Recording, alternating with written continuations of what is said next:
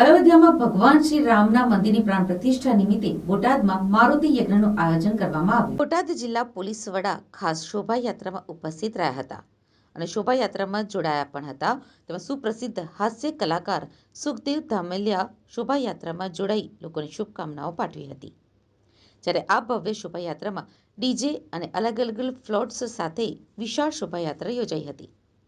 જ્યારે મોટી સંખ્યામાં શહેરીજનો પણ જોડાયા હતા અને સમગ્ર શહેર જય શ્રી રામના નાદથી ગુંજી ઉઠ્યું હતું।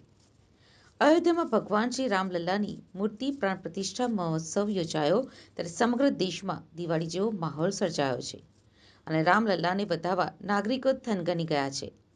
ત્યારે બોટાદ જિલ્લાના ગઢડા શહેરમાં વિશ્વ હિન્દુ પરિષદ દ્વારા ભવ્ય શોભાયાત્રા યોજાઈ હતી। આ શોભાયાત્રામાં ડીજેના તાલે યુવાનો ઝૂમી ઉઠ્યા હતા તો અલગ અલગ ફ્લોટ્સ બનાવવામાં આવ્યા હતા। તો વિદ્યાર્થીઓ દ્વારા સ્કેટિંગ શો કરી આકર્ષણ જમાવ્યું હતું। જ્યારે સમગ્ર શોભાયાત્રા દરમિયાન ચુસ્ત પોલીસ બંદોબસ્ત પણ ગોઠવવામાં આવ્યો હતો। આ શોભાયાત્રામાં મોટી સંખ્યામાં શહેરીજનો જોડાયા હતા અને સમગ્ર શહેર રામમય બની ગયું હતું। અયોધ્યા ખાતે ભગવાન શ્રી રામના મંદિરમાં પ્રાણ પ્રતિષ્ઠા મહોત્સવની ઉજવણી સારા દેશમાં ધામધૂમથી ઉજવાઈ રહી છે। ત્યારે બોટાદ જિલ્લો રામના રંગે રંગાયો છે। બોટાદ શહેર તેમજ જિલ્લાના ગઢડા સહિત શહેરોમાં ઠેર ઠેર શોભાયાત્રા, દીપમાલા અને મહાઆરતી સહિતના કાર્યક્રમો યોજાયા હતા, જેથી નાગરિકો આ ઉત્સવને શાંતિમય વાતાવરણમાં ઉજવણી થાય તે માટે સમગ્ર જિલ્લામાં ચુસ્ત પોલીસ બંદોબસ્ત ગોઠવવામાં આવ્યો હતો। આ પ્રાણ પ્રતિષ્ઠા મહોત્સવને લીધે શોભાયાત્રા દરમિયાન 1 ડીવાયએસપી, 7 પીઆઈ, 10 પીએસઆઈ અને પોલીસ, જીઆરડી, હોમગાર્ડ મળીને કુલ 500 પોલીસ કર્મીઓ ખડે પગે હોવાનું બોટાદ જિલ્લા પોલીસ વડા કિશોર બડોલિયાએ ગઢડા ખાતે શોભાયાત્રા નીકાળીને કહ્યું હતું।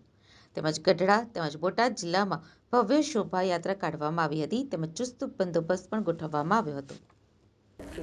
જય શ્રી રામ। આજે 22 જાન્યુઆરી એટલે અયોધ્યા ધામમાં અવધપુરીમાં શ્રીરામ ભગવાનની 492 વર્ષ પછી પુનઃ પ્રાણ પ્રતિષ્ઠા થઈ રહી છે। આજે નવા મંદિરનું ઉદ્ઘાટન થઈ રહ્યું છે। આ નિમિત્તે સમસ્ત બોટાદની અંદર રામલલ્લાના પ્રાણ પ્રતિષ્ઠાનો ઉત્સવ મનાવા રહ્યા છે।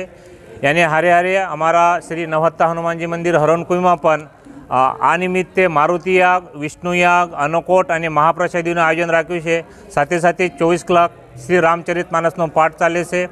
એને બદલ હું સમસ્ત બોટાદના નગરવાસીઓ તથા સમસ્ત દેશવાસીઓને શ્રીરામ ભગવાનના પ્રાણ પ્રતિષ્ઠાના નિમિત્તે હાર્દિક શુભકામના પાઠવું છું।